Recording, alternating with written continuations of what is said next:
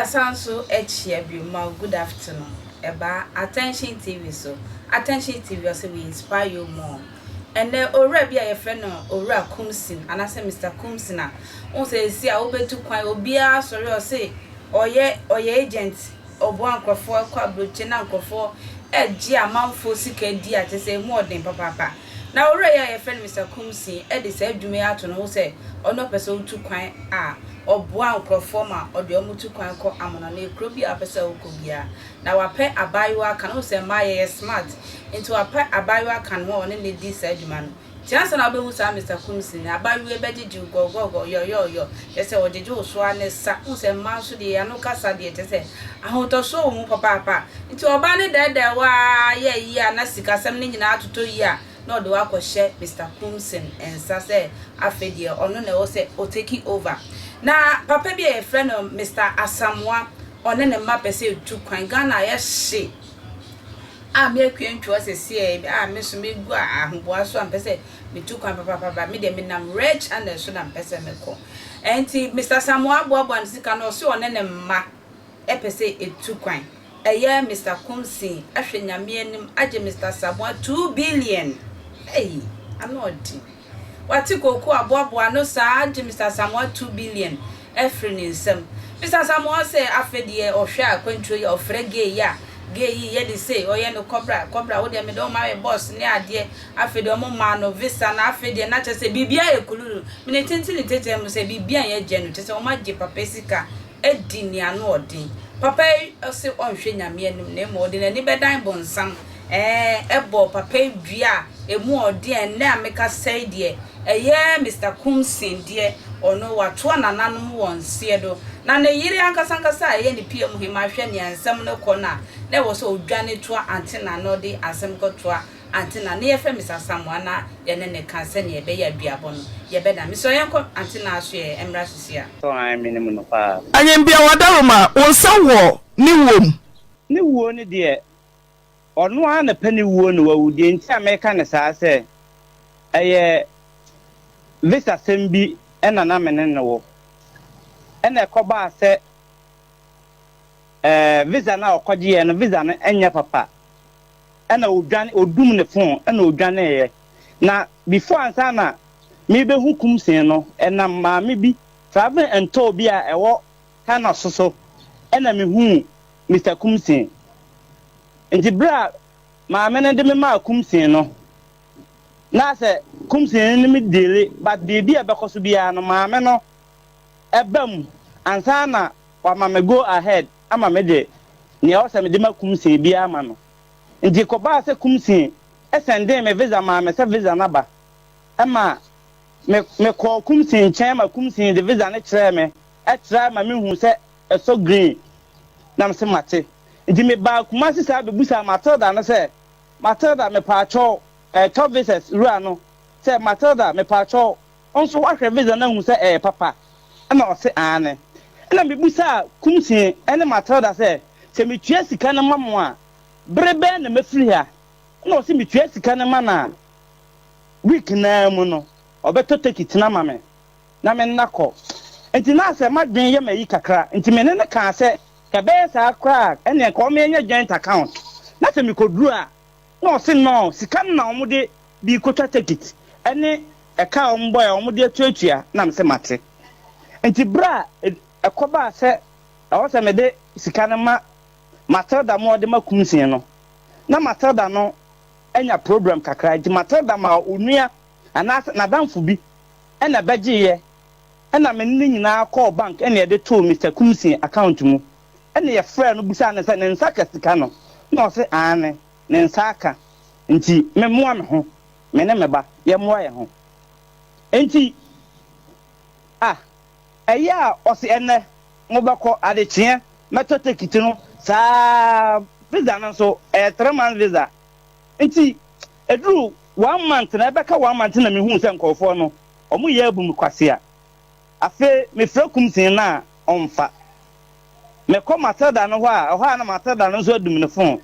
na msi okay o de yenhwe se 1 month de bi wom enti eka 1 week na me hu se Kumsin no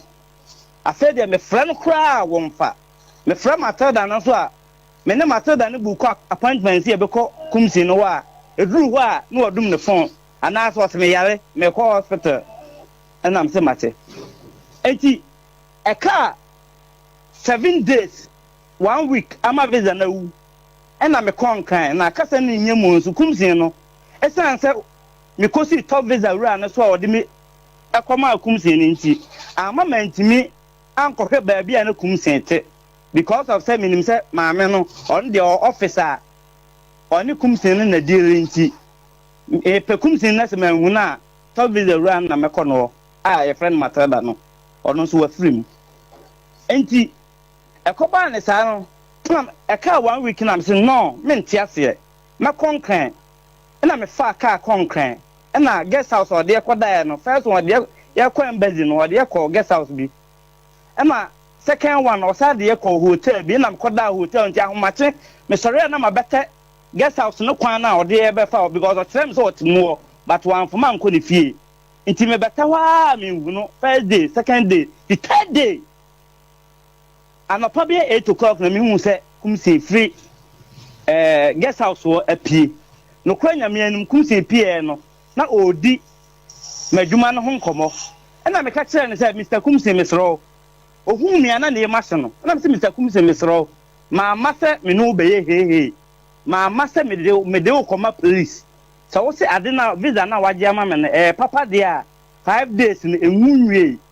obetima to take it no ama me na me ma friend me banamba aba na yekọ na o si yo wate na me ka kire Kumsi say but me nya no e ma ono nko anko na me so me mo ni dede e ma obi a ehun se e kwa se na ode ma fa so but ne ma ye ne se ba bi obekọ bia me ne bekọ so se ade ne ye papa dia on top visa na ma me na me nko na ofe ehun so ode nkran kasa afre guy bi amanaba nti guy na ba ya guy na ba guy de na guy na ba be gina manim na mu ya se Kumsi adwane eno ano no na hu Kumsi bio wadum ne phone na me so me di ko ja se me sika ira me pe me sika ekwan bi se na nipa bi di mafa so nti omo mpema me nti ewo mu ana Matilda frame se omahu se Kumsi akobie to ni bi watamare nti ene saade a yenyi di sika na yenkofa ne mra because wode nkofo bi nso ama na sika ewo mu no sika ne so ena me se mate ena omoje me 1700 ena omo se di bi kan na omo de fa central police for ena omo de court amare ena omo ko fa Kumsi bae omo bae no mbe duru weekend nti na ye nyina ya ahoboa se adomdom ye ne a ne djuada no ye nyina ba akosia na ne o se ye ka bia no yaka adjuada no me koye a omo ja Kumsi ama Kumsi ko nti ho na mbe frɛ Matilda nua na ogina mu di ska no ede ma Kumsi no se won kanche Kumsi se me de misika no me de akoja nti so ope na yi a won fa misika mre me because the man who say adwuma na o ma ya ma me na o ma anya adwuma papa na ama me visa no so won fa misika ma me na mfa asomdwe mra ma ti ho asem bia bio ene se omo de frame na ire no e de frame se Asamoah sister dia no born say me de ma modua me de ko ja se me pe misika ira obi abum kwase a ade ne da say me de me amfa na anase bra Kumsi emu ye de na omo de ne baaye no na ombusa ne se ofre se 2 months time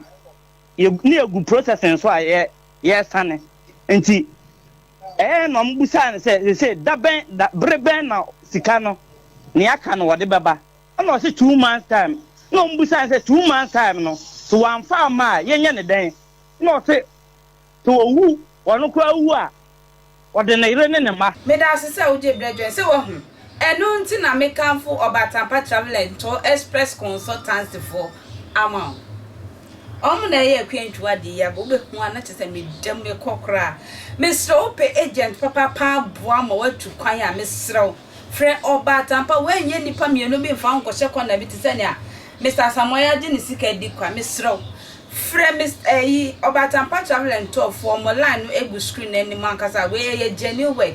Na TV station so ebo ho the radio now to know say edwuma na ho tia ne sa misrew usikasam enye basa. Mr. Nya hotoso ewo Batampam Mr. Asamoah misrew enka achie from Batampa na onu omundi nsa wo so na onu mma no me wo gidi pa se oni omo be kwa abrochi na Obatampa so de omo nje usika ni nyina mfi se na ade 2 billion ade Mr. Asamoah 2 billion on fanta Ghana emmo bra eno mma enko school papa Mr. Obatampa antisa sikasem no eda for me very affordable from Batampa na oni omo ending nsa wo so pai modi osomfo akwantuan makra